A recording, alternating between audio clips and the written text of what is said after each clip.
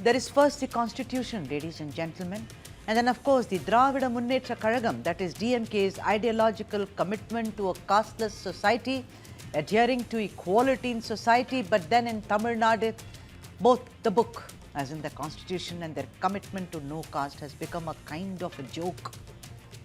Located just a kilometer from Karur Collector office, a wall measuring about 200 feet in length and 10 feet in height has allegedly been raised by a section of caste Hindus, Totiya Naikars, on a piece of government land. The reason is apparently to segregate themselves from the scheduled caste residents of the area. The SC community have openly said that this is nothing but a wall of untouchability. The SCs of the area who live in two separate settlements within Karur Corporation limits allege that the wall was built around 3 weeks ago by these caste Hindus. It's also been alleged that the wall was built to act as a deterrent to prevent free access to the SC residents in the area where caste Hindus reside.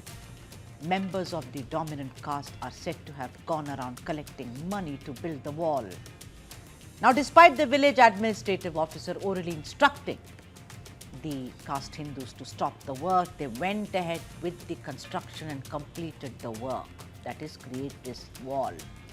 Despite the SC community protesting in every way, lodging complaints, the wall came up, and this is only a continuation of an age-old animosity between the two communities. But then, this isn't the first time that a wall has been built of this kind in Tamil Nadu. I'm sure we have statistics to prove that on the screen if we can get how many cases when walls were built to segregate the SC community in Tamil Nadu. There have been several cases. And the point is, like I said right at the beginning, the government seems to be cocking a snook at the Constitution. Let me invite Charlene Maria Lawrence, author and social activist, and we are also awaiting Professor S. Lakshmanan, who's convener Dalit Intellectual Collective, who shall perhaps join us on the phone if we get him. But then first up, Charlene Maria Lawrence, who works amidst this community, works for the community. Charlene Maria Lawrence, till when will we count such cases? I mean, today I was sitting with my colleague and we were counting the number of walls which have come up. You say walls built in Tamil Nadu, Google, and it just drops like crabs. In Karur, when this has happened, of course, the caste Hindus have said, no, we did not do anything. What are you hearing on the ground, Charlene? This is not the first time the wall has been built. An untouchability wall is one of the symbols in Tamil Nadu. In fact, right now I'm dealing with one of the untouchability walls in Chennai. Oh. So it is, it is built near a area where a lot of it's predominantly dominated by Dalits. So they have built a wall, making it impossible for them to go to, and they have to take 2 kilometers. They have to override. They have to go around 2 kilometers, and most of them are disabled kids. So that is the status in Chennai itself. And Karur is very casteist. Untouchability exists in full-fledged in Karur. My friend who's a bank employee, she cannot enter a temple in Karur. She can only, worship from outside. She's an SC. So this is what happens in Karur, and this has been happening with Arundhatinar people because the community affected here is SCA, Arundhatinar community. And this is a norm in Karur for the dominant caste. And this time this is the MBC. The Totiya Naikar communities are the MBC, and they have built a wall. And they have built a wall on a public road, public place where there was a toilet facility for this Arundhatinar. So you have to note, this is not just an untouchability wall which has stopped them, the Arundhatinars, from crossing here to there, but they have demolished a sanitation facility. The only restroom the Arundhatinar community, 46 families had, they demolished it and they built a wall, making it impossible for the community to go this side and do any kind of work. It's a public road. The thing is, the crowd, the people, the activists there have already given a complaint to Sandil Balaji, the person who's a legislative member from Karur. So they've given a memo to him. He said he'll take care. He didn't do anything. And then you have the VA officer. And then they were like, in July alone, there have been 2 peace talks. No, why when we say peace talk, crowd will think, oh, it's a positive thing. No, peace talk is a negative thing. Peace talk happens where law is not implemented. So there is an SC/ST POA Act. There is a law which prevents people from, illegally, building any untouchability wall or anything from stopping the Dalit residents from doing their everyday duty or Right. the Okay. Okay. You but talk about. instead of implementing the law, all they do is have peace talks. Now, DMK's new thing is trended peace talks. Peace talks is nothing but ka panchayat. See, the BAO has full, control. Right. The Okay. collector has full control. The SP has full control when it comes to Make SCST very, POA. yeah. Now, why do you even make these people, beg for a toilet? That's You right. demolish Yeah, who gives the point that you bring, the aspect of law is very, very relevant, Shalin, and Professor S. Lakshmanan, convener of the Dalit Intellectual Collective, has joined us. I beg your pardon. Professor Lakshmanan, tell me something. He's joining us on the phone line. Yeah, Professor Lakshmanan, yeah. Tell why me, is it you showed the question, yeah, please. I'll ask you, sir. I'm asking you, Professor, that despite the Constitution, which is the only possible book that one should adhere to, despite the DMK going blue in its face talking about equality, why is it that Tamil Nadu always falls into this abyss of untouchability walls, of honor killings, of, denigrating Dalits? What is wrong with Tamil Nadu, sir? No, basically the Tamil Nadu politics being constructed and embodied on the caste line. Each political party, for the main political mainstream party, DMK and ADMK, even in the Westwell DK, it was dominated by the intermediary non-Brahmin caste, which are landed, which are locally powerful, socially, politically, economically powerful. And they have simply on the rhetoric of social justice and the Brahmin bashing. And, uh, and ultimately, the reality was, in a way, the scheduled caste and scheduled tribe was the victim. And from the beginning, they have been indifferent, not only indifferent, they are anti-scheduled caste and scheduled tribe. And also they are least bothered about adherent to the constitution and the democratic principle. All are rhetoric only. In reality, Yeah. in reality, it's very partial and imbalanced and also discriminatory, undemocratic. If you can, what is the reason, And Professor Lakshmanan? I mean, is it reason, because the reason is money power, the reason is electoral power, that they have this, according to you, apathy towards scheduled caste and scheduled tribes? I mean, is it also then again, or is it worse, caste playing here?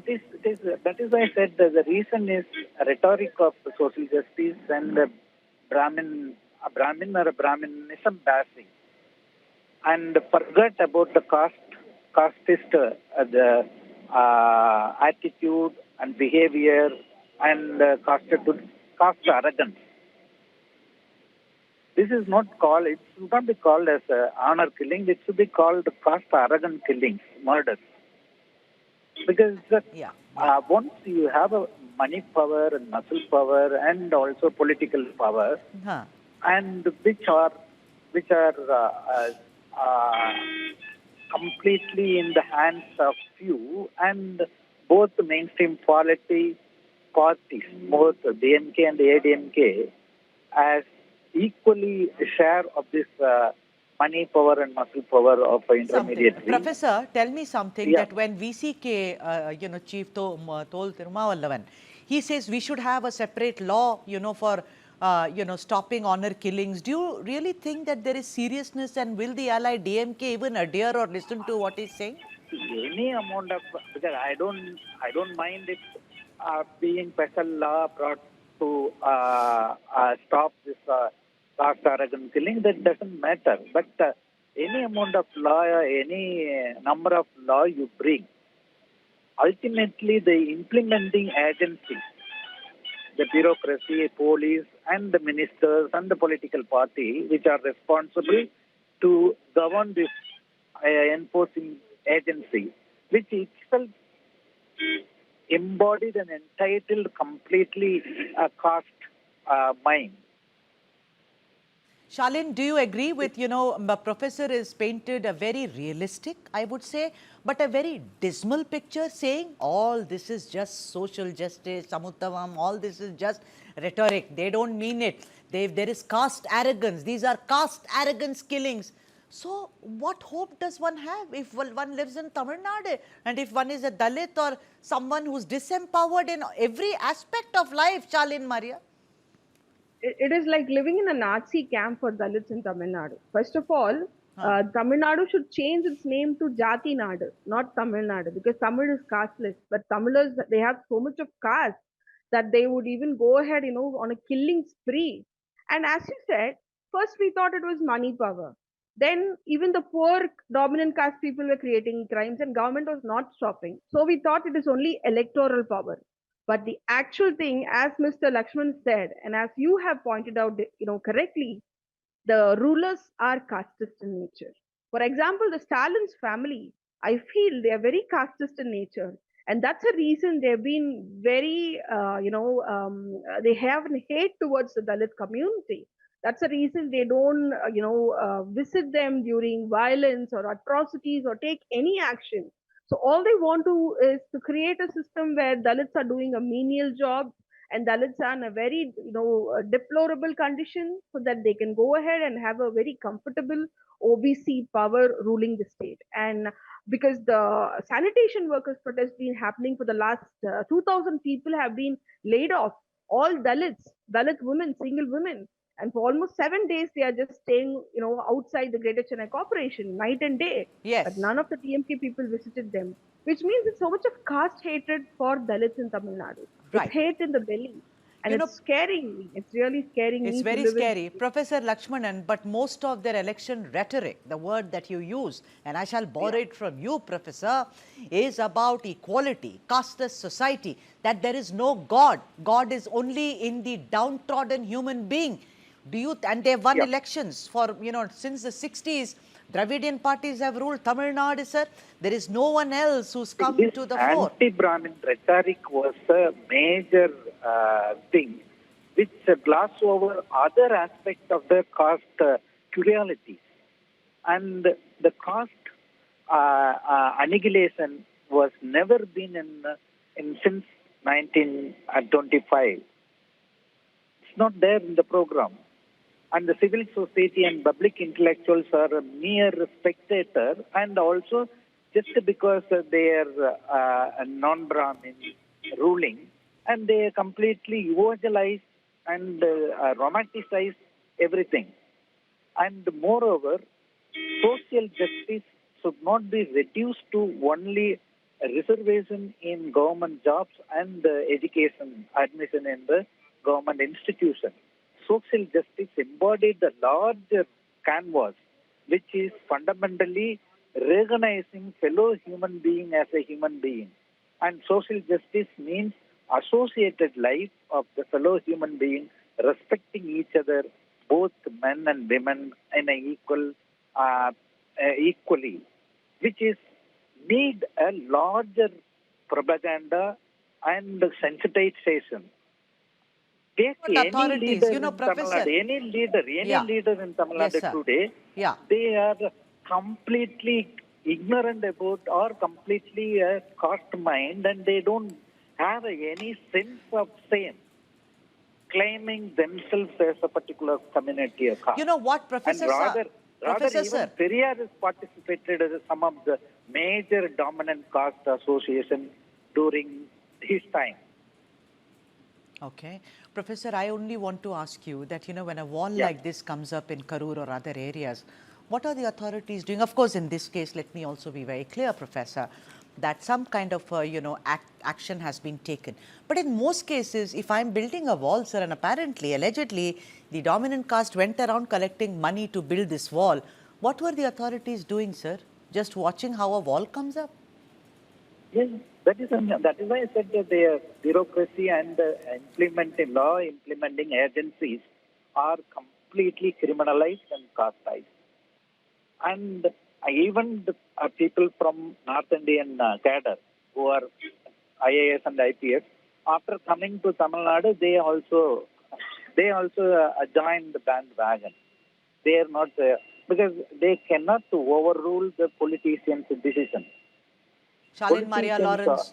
Yeah, sorry, sir. Let me go to Shalin Maria Lawrence. I've completely run out of time. Shalin Maria Lawrence, the thing is that it seems like the so-called movement in Tamil Nadu, which I was very proud of, but then both of you are saying that it's all an eyewash, where caste was annihilated. Apparently, it's not. It's thriving. It's a monster. It's still around.